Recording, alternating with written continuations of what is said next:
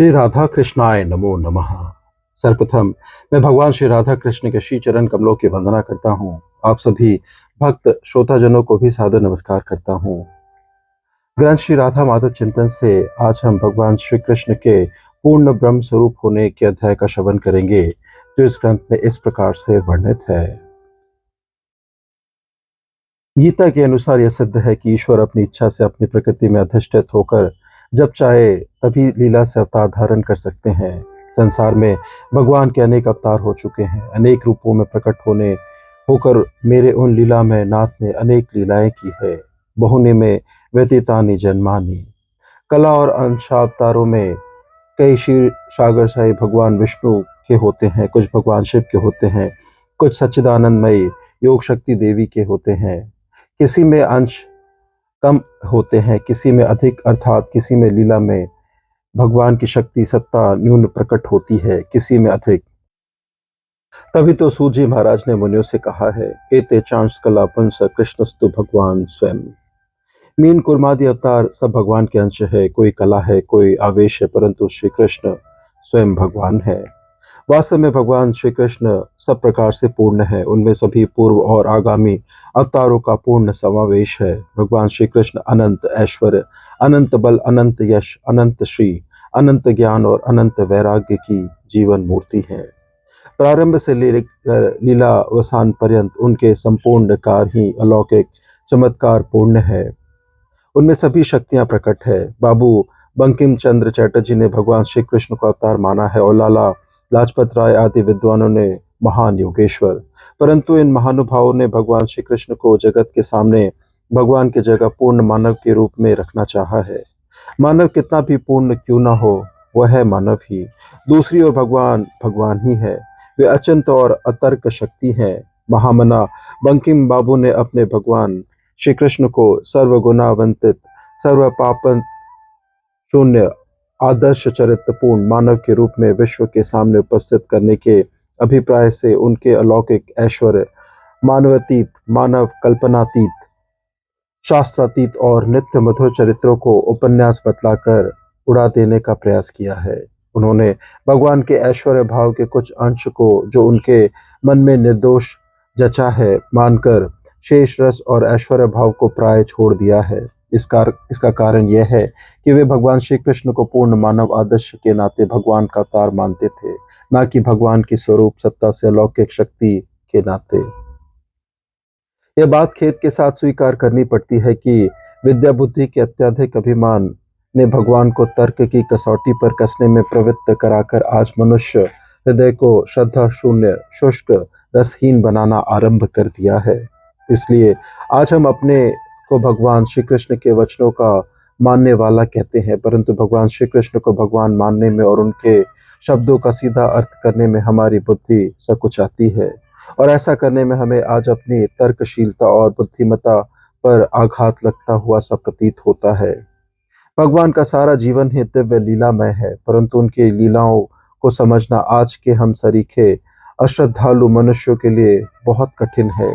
इसी से उनकी चमत्कार पूर्ण लीलाओं पर मनुष्य को शंका होती है और इसलिए आजकल के लोग उनके दिव्य रूप अवतार से पूतनावत, सकटासुर, अघासुरवत, अग्निपान, गोवर्धन धारण, तथी नवनीत भक्षण, काल्या दमन, चीरहरण, रासलीला, यशोदा को मुख में विराट रूप दिखलाने, साल भर तक बछड़े और बाल रूप बने रहने, पांचाली का चीर बढ़ाने, अर्जुन को विराट स्वरूप दिखलाने और कौरवों की राजसभा में विलक्षण चमत्कार दिखलाने आदि लीलाओं पर संदेह करते हैं।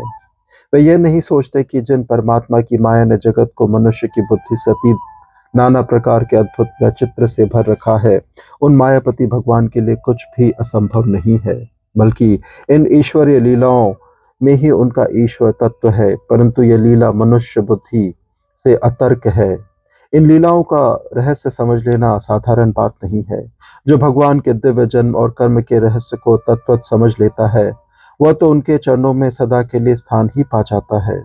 भगवान ने कहा है, मेरे दिव्य जन्म और दिव्य कर्म को जो तत्व से जान लेता है, वह शरीर छोड़कर पुनः जन्म नहीं लेता, वह तो मुझको ही प्राप्त होता है। जिसने भगवान के दिव्य अवतार और दिव्य लीला कर्मों का रहस्य जान लिया है, उसने सब कुछ जान लिया। वह तो फिर भगवान की लीला में उनके हाथ का एक यंत्र बन जाता है। लोकमान्य लिखते हैं कि भगवत प्राप्ति होने के लिए दूसरा कोई साधन अपेक्षित नहीं है। भगवत की यही सच्ची उपासना है, परंतु तत्व जानना श्रद्धापूर्वक भगवत भक्ति करने से ही संभव होता है। जिन महात्माओं ने इस प्रकार भगवान श्री कृष्ण की यथार्थ रूप से उनको जान लिया था, उन्हीं में श्री सूत जी महाराज थे, जो हजारों ऋषियों के सामने यह घोषणा करते हैं कि कृष्णस्तु भगवान स्वयं। और भगवान वेद व्यास जी तथा ज्ञानी प्रवर सुखदेव जी महाराज इसी चरण को अपनी रचना में ग्रंथि कर और गान कर इस सिद्धांत का सानंद समर्थन करते हैं। भगवान श्री कृष्ण को नारायण ऋषि का अवतार कहा गया है। नर नारायण ऋषियों ने धर्म के हृदय और दक्ष कन्या मूर्ति के गर्भ से उत्पन्न होकर महान तप किया था। कामदेव अपनी सारी सेना समेत बड़ी चेष्टा करके भी इनके वध का भंग नहीं कर सका।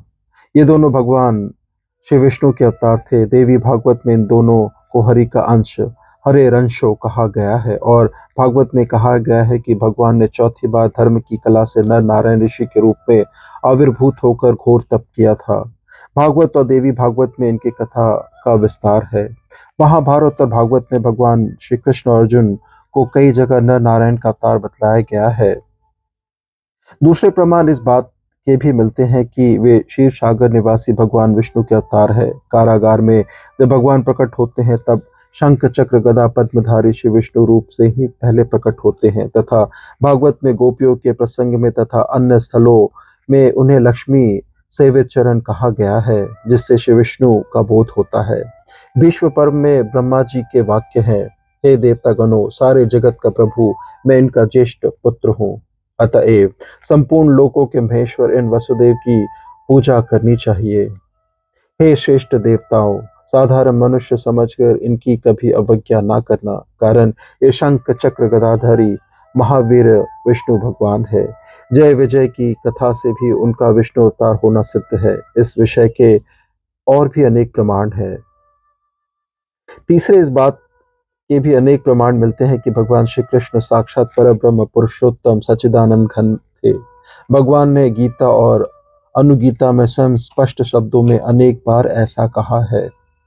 गीता में ऐसे श्लोक बहुत है, उदाहरणार्थ थोड़े से लिखे हैं। इनके सिवा महाभारत में पितामह भीष्म, संजय, भगवान व्यास एवं नारद के तथा श्रीमद् भागवत में नारद, ब्रह्मा, इंद्र, गोपीजन, ऋषिगण आदि के ऐसे अनेक वाक्य हैं जिनसे यह सिद्ध होता है कि श्री कृष्ण पूर्ण परात्पर सनातन ब्रह्म है।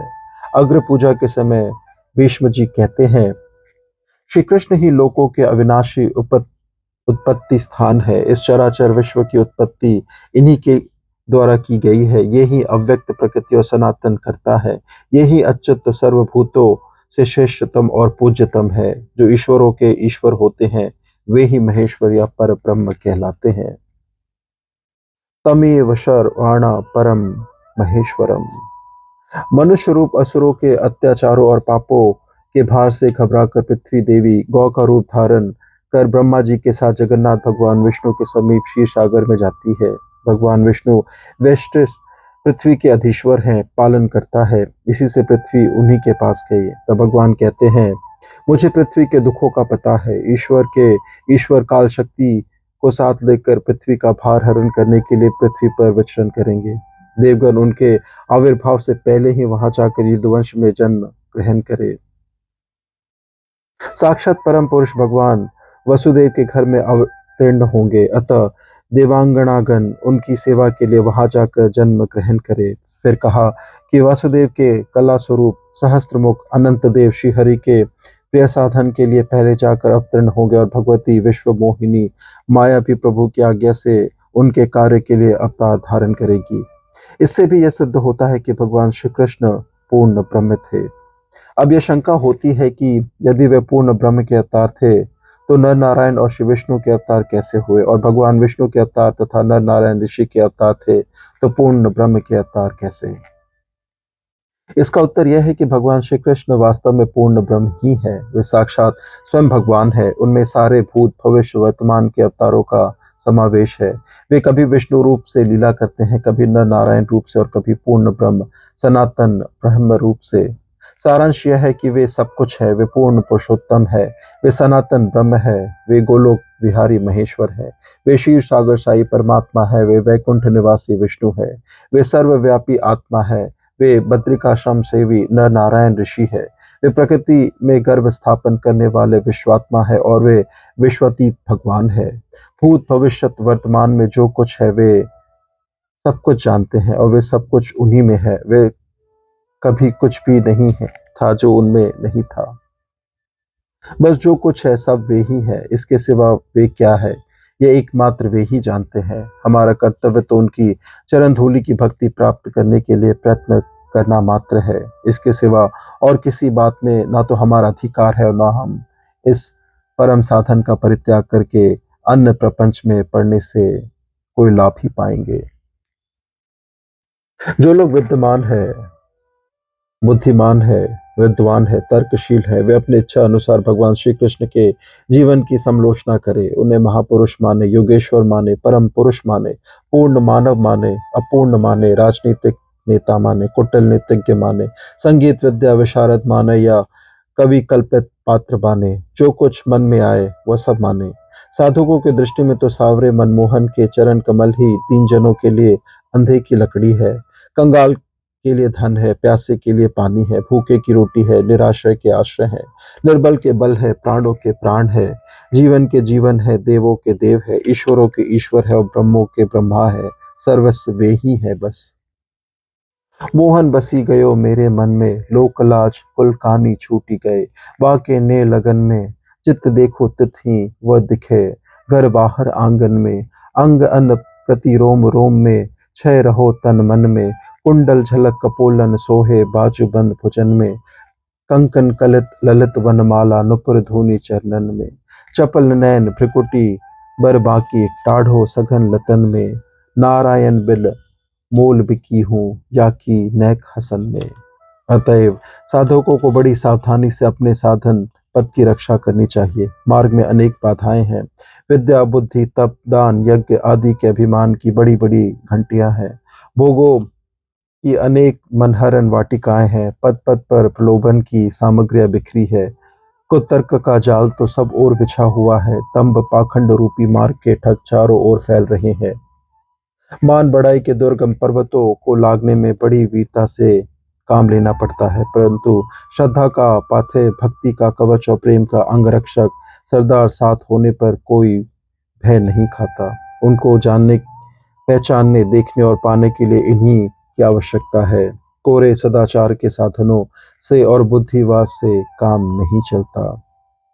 भगवान के वचन स्मरण रखने चाहिए।